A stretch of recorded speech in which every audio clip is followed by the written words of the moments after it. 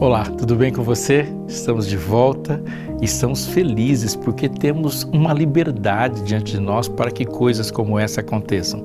Essa é a Semana de Oração da Família, semana especial da família, Marcas do Amor. E você está conosco. Então, se estiver com a Bíblia perto, já apanhe, porque já vamos conversar sobre a Palavra de Deus.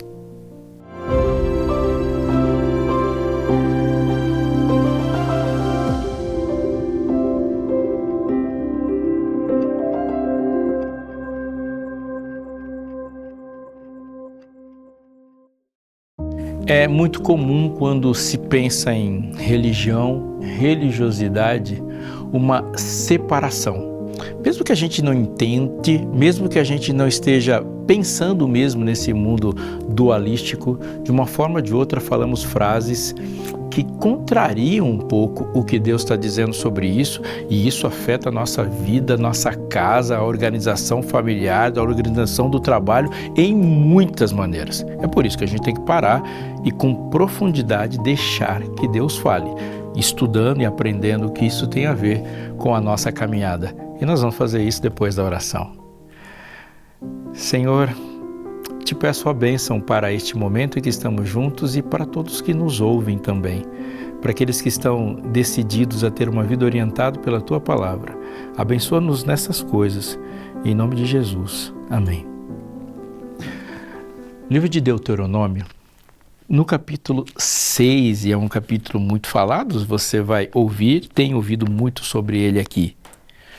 Ele começa dizendo do que e como Deus quer que a gente caminhe. E diz assim: são esses os mandamentos, os estatutos e os juízos que o Senhor teu Deus ordenou que fossem ensinados a vocês, para que vocês os cumprissem na terra que vão entrar e possuir, para que durante todos os dias da vida de vocês, os seus filhos, os filhos dos seus filhos, temam ao Senhor seu Deus e guardem todos os seus estatutos e mandamentos, para que guardem os seus estatutos e mandamentos, que eu lhes ordeno, para que os seus dias sejam prolongados. E agora ele vai dizer: então escute, Israel, o Senhor nosso Deus é o único Senhor. Mas depois de dizer sobre os estatutos, os juízos, os mandamentos, uma orientação para a vida, ele vai dizer de como isso é transmitido. E ele diz: essas palavras, no verso 6, que hoje lhe ordeno, estarão no seu coração. Você as inculcará aos seus filhos e delas falará quando estiver sentado em sua casa, andando pelo caminho, também ao deitar-te e ao levantar-se. Deve amarrá-las como sinal na sua mão e lhe serão por frontal entre os olhos. Para alguém que está habituado, familiarizado com a linguagem da profecia, principalmente no livro do Apocalipse, isso não é incomum. Porque lá no livro de Apocalipse fala de marcas, e fala de uma marca na mão e na marca na testa. Portanto, não é uma novidade do último livro da Bíblia. Essa expressão está vindo daqui. Você deve inculcar aos seus filhos, isso será um sinal na sua mão e um sinal na sua testa. Vamos lá. Primeiro, o texto fala de inculcar. E é exatamente disso que ele está querendo dizer, não é mesmo? Colocar na cuca. Ensinar, deixar que o cérebro seja tomado por essas palavras. Lá no livro de Apocalipse, o sinal é na mão ou na testa. Essa dissociação, sem uma exigência de que ele seja visto duplamente, é típico do mal que se levanta afrontando a Deus, porque tanto faz se a execução estiver como produto do raciocínio e tanto faz se o raciocínio for separado da execução. Para Satanás, tanto faz sinal na mão ou na testa. Mas perceba que os sinais de Deus na mão e na testa nunca vêm dissociados. Na mão e na testa, e você vai falar com seus filhos, inculcá-los, isso servirá por frontal entre os olhos e sinal na sua mão. Execução e pensamento. Eu te disse no começo da nossa conversa de que vira e mexe a gente está falando de uma religião apresentando-a como coisa de outro mundo. Nós fazemos isso com muita frequência, ou ouvimos. Por exemplo, uma frase típica é: trazendo para o lado espiritual. Já ouviu isso? Agora, vamos falar sobre uma perspectiva religiosa. Ou, ainda mais, você diz uma coisa, uma frase, uma resposta e alguém fala assim, mas isso não é material, isso não é ciência, isso não é verdade, isso não é palpável, isso é religião. Quando Deus disse, Israel, você vai ter como sinal na mão e na testa um amor, antes disso, ele disse, estes são os meus mandamentos, os meus estatutos e os meus juízos. E onde os mandamentos, estatutos e juízos se localizam na vida? Na vida material. Portanto, os mandamentos, estatutos e juízos são a organização da estrutura de pensamento do Filho de Deus para com ela se apresentar e abordar tudo que ele vai ver na vida. Por exemplo, é a partir dele e dessa estrutura de pensamento que um mecânico trabalha o motor. É a partir dessa estrutura de pensamento que um médico lida com o corpo humano. É a partir dessa estrutura de pensamento que um advogado trabalha a justiça. Sim, nós não vivemos em outro mundo. E não viveremos para sempre em outro mundo. Nós somos essa expressão do céu, mas o reino que seja do céu se estabelece na terra. Ou seja, a religião de verdade ensinada para os nossos filhos, dita aqui em Deuteronômio 6, se estabelece e se demonstra no material, se demonstra na vida. Mas pensa comigo, leve muito a sério, a partir de uma inteligência estruturada no pensamento. Eu vou deixar mais evidente essa frase. Já ouviu aquela pergunta, por que Deus não destruiu Satanás assim que ele pecou? Muita gente faz essa pergunta. Por que ele não foi destruído quando mostrou o primeiro sinal da desgraça que iria acontecer tempos depois? E a resposta da Bíblia e da verdade é porque o mal não foi fulminado e eliminado na sua primeira aparição, porque Deus considerou com muita seriedade a inteligência dos seres que ele criou e que fariam para ele questionamentos inteligentes sobre a sua justiça, juízo e amor. Quando falamos da volta de Jesus, não podemos dissociá-la de processos profundos de juízo. E juízo, mais do que julgamento que determina destinos, uma vez que nós participamos, é um esclarecimento para que a inteligência dos seres criados por Deus tenha a sua resposta. A inteligência é um assunto central na Bíblia. Sem inteligência não há nenhuma estrutura de pensarmos o grande conflito. É por isso que o sinal ali não é só na mão. Nós fazemos, e tudo que fazemos, fazemos a partir do que pensamos. E tudo que pensamos se relaciona ao universo de Deus. Quando a gente se depara com todos os desafios da vida, devemos lembrar diante dos desafios que o mundo que se apresenta diante de nós, visto com os olhos naturais, é um mundo diminuído. E sem a visão que Deus nos dá e a estrutura de pensamento que deve dominar a nossa mente, nós não vemos a realidade do tamanho que ela é. Raciocine comigo. A fé é um firme fundamento. A certeza de coisas que não se veem, mas a fé vem pelo ouvir e ouvir a palavra de Deus. Portanto, fé não é uma crença cega, fé não é uma crença surda, fé não é um sentimento, um impulso, uma vontade de que as coisas deem certo, porque a fé é comunicada, ela não veio e não se estabelece no que é visto, mas se fundamenta no que é ouvido. Portanto, é a palavra que abre os olhos. E não os olhos estão vendo que certifica-se da realidade. Vou falar de novo. A fé vem pelo ouvir. A palavra nos abre os olhos para que tenhamos uma visão de longo alcance. Crescer em sabedoria, estatura e graça é crescer de maneira integral. E o menino Jesus crescia assim e ele não vai ser separado da maneira como nós devemos desenvolver. Seja num processo de educação, seja no relacionamento entre adultos, seja na organização da nossa casa. O crescimento que um filho de Deus deve ter enquanto pessoa deve sim se estabelecer nesses três fundamentos. Sabedoria, estatura e, obviamente, se você já passou dos 22 anos, sua estatura não está sendo acrescentada, à sua estatura não está sendo acrescentado nada, mas você deve o tempo todo cuidar do seu corpo. E graça é o que pensamos, o que fazemos com o nosso corpo e como o nosso corpo serve e responde a Deus a partir de todo o contato que temos com a vida material. Jesus enfatizou muito disso e colocou isso como conclusão no final do Sermão do Monte.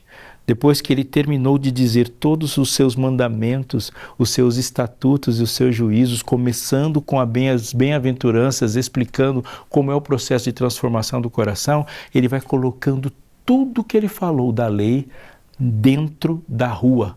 Sim, ele veste um macacão, ele põe um terno, ele entra no carro e a lei está se relacionando com todas as coisas. Portanto, no Sermão do Monte, ele chama os seus e fala da maneira como eles vão lidar com o dinheiro. Ele fala da maneira como eles vão lidar com o próximo, como eles vão lidar com a sua própria sexualidade. Ele fala dos mandamentos, estatutos e juízos, como eles vão lidar com Deus, mas ele fala também de como entendemos a nossa identidade na Terra. A religião não é separada. Educação religiosa, na perspectiva de Jesus, que é a única correta, é preparar para viver. Quando ele termina, conforme eu disse, ele fala: quem ouve as minhas palavras e as pratica será comparado a um homem que construiu a sua casa sobre a rocha. Mais do que a palavra significar rocha, muito mais, é a prática. Paulo, falando para Timóteo, fala disso também. Depois de dizer e explanar a maneira como ele devia servir, ele fala: toda a escritura é divinamente inspirada e útil, e faz uma lista de utilidades, e no final dessa frase, desse versículo tão bonito, importante, ele diz: para que o homem de Deus seja perfeito e perfeitamente habilitado para toda boa obra. A marca na testa do povo de Deus, a marca na testa de qualquer pessoa do povo de Deus encontrada em qualquer lugar do mundo, ela deve ser uma estrutura, um fundamento de uma forma perfeita de pensar. O saber, a sabedoria que vem de Deus, que é muito superior a todo saber construído nesse mundo natural, mas caído pelo pecado. Para que a gente entenda esse desenvolvimento em sabedoria, é importante ouvir Deus falando sobre isso. Eu vou falar um verso e, se você conhece, eu acho que sim, complete aí onde você está. O temor do Senhor, sim, é o princípio da sabedoria. Algumas coisas demandam disso. O que ele está dizendo? Que o princípio, o fundamento, só se caracteriza sabedoria se ela vier do temor do Senhor. Quando isso é colocado, vem à nossa mente um outro texto muito importante para entendermos esse sinal na testa e essa sabedoria, porque ele define, no final do livro de Eclesiastes, o homem mais sábio que se viu, que nós testemunhamos, ele associa temor do Senhor com o mandamento. De tudo que se tem ouvido, a suma é: teme a Deus, e há um paralelismo ali, e guarde os seus mandamentos, porque isso é dever de todo homem. Vamos juntar tudo isso? Qualquer atitude, pensamento que esteja fora da lei de Deus nem pode ser considerado sábio. Se eu estou olhando para alguém que está sob a minha influência e digo assim: ele é muito inteligente, só não guarda a lei, a Bíblia vai discordar. Não há sabedoria fora da lei de Deus. Da lei de Deus para dentro é que se localiza a sabedoria. Portanto, toda a nossa relação, seja num laboratório ou seja procurando emprego, ela deve estar a partir dos mandamentos, dos estatutos e juízos que nos foram inculcados, para que de alguma forma e somente ali a sabedoria seja encontrada. Mas tem mais coisas, você já deve ter se deparado com isso. A lei de Deus, seus mandamentos, estatutos e juízos, não falam sobre absolutamente tudo. Você vai procurar lá um relacionamento com redes sociais, já achou? Você vai procurar na Bíblia e procurar nos mandamentos, estatutos e juízos como que você vai decidir como o processo de preparo para o casamento e lidar com as muitas demandas de dinheiro que ele exige. Tem muita coisa na nossa vida. Por exemplo, Salomão, o homem mais sábio do mundo, esteve diante de uma questão onde duas mulheres se apresentam diante dele e ambas reivindicam a maternidade legítima de uma criança. O que Salomão fez para resolver? Ele não cita o versículo: quando estiveres diante de duas mulheres, puxa a espada e ameaça cortar a cabeça da criança no meio, partir no meio. Não tem nada disso lá. Onde ele vai puxar um versículo? Salomão usa a sabedoria para, dentro do quadrado da lei de Deus, aplicar a resolução de um problema. O que nos leva a pensar algo muito importante. Nós precisamos, todos os dias, das duas coisas o tempo todo. O serviço, a entrega à lei do Senhor, sem sabedoria, nos gerará danos emocionais, físicos e nos outros. Para que a lei do Senhor seja aplicada no dia a dia, precisamos do fundamento para decidirmos de sabedoria. É por isso que o temor do Senhor é o princípio da sabedoria. E neste momento, você está usando as duas coisas para organizar a vida. Os filhos de Deus, repito, são marcados com um sinal na sua mão. Eles têm atos. O seu trabalho, a sua forma de agir no mundo, a obra das suas mãos, elas estão caracterizados pela marca de pertencimento ao Altíssimo a partir daquilo que eles pensam. Portanto, a marca dos filhos de Deus na testa, que é construída num processo de relacionamento entre pais e filhos, diz que amor para os filhos de Deus é um tipo de comportamento inteligente. Porque quando se fala de amor, não fala que tudo suspira, tudo deseja. Não, o amor tudo sofre, tudo crê, tudo espera, tudo suporta, tudo crê. O amor jamais acaba. É um traço de inteligência no comportamento.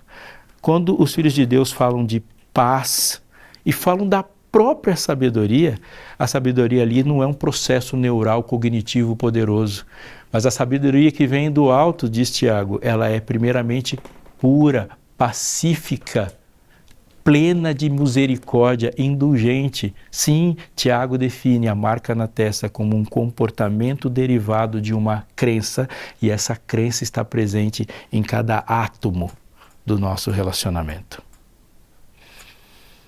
Como a sua casa está estruturada? Como está a organização do seu projeto de convívio? Sobre quais fundamentos se decide as coisas nos relacionamentos, no desenvolvimento e naquilo que você chama de lar? Deus disse que os mandamentos, os estatutos e juízos estão tão marcados na casa dos seus como o sangue esteve na porta. Sim, você colocará isso nos umbrais da porta, você coloca isso na testa e você coloca isso na mão. Seja o momento hoje de demonstrarmos para o mundo as nossas mãos, as nossas portas e as nossas testas, esperando que a mensagem que está sendo proclamada para o mundo de fato faça o seu efeito. Se alguém proclama em grande voz, temei a Deus, ele espera que o temor do Senhor para aquele que aceitou a mensagem seja percebido em sabedoria. Sim, e isso deve começar comigo, um Deus sábio que gera, produz filhos sábios e os convertem para a sabedoria. Eu vou orar nesse instante por você, por mim, para que sejamos fortes diante de um desafio, mas que a nossa fé verdadeira, construída e transmitida seja percebida nas estruturas de todas as nossas ações. Querido, Santo Deus, nosso Pai, que Teu nome seja exaltado, seja glorificado e sim seja santificado, mas que essa Tua exaltação, glorificação e santificação seja encontrada na nossa vida. Queremos Te pedir, Senhor, ousadamente, mas humildemente, que tudo que é Teu e os Teus mandamentos, estatutos e juízos estejam estruturando o nosso raciocínio, para darmos a partir da nossa casa, da nossa igreja, da nossa união, dos nossos relacionamentos, as respostas tão importantes que o mundo neste momento precisa para que entenda como será a vida na eternidade. Abençoa-nos para isso, Senhor, em nome de Jesus. Amém.